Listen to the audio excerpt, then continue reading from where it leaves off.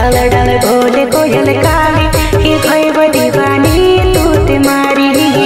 डाल डाल बोले कोयल काली कि खैब दीवानी तूते मारी अम्बा बोले कोयल काली कि खैब दीवानी तूते मारी अम्बा बोले कोयल काली कि खैब दीवानी तूते मारी।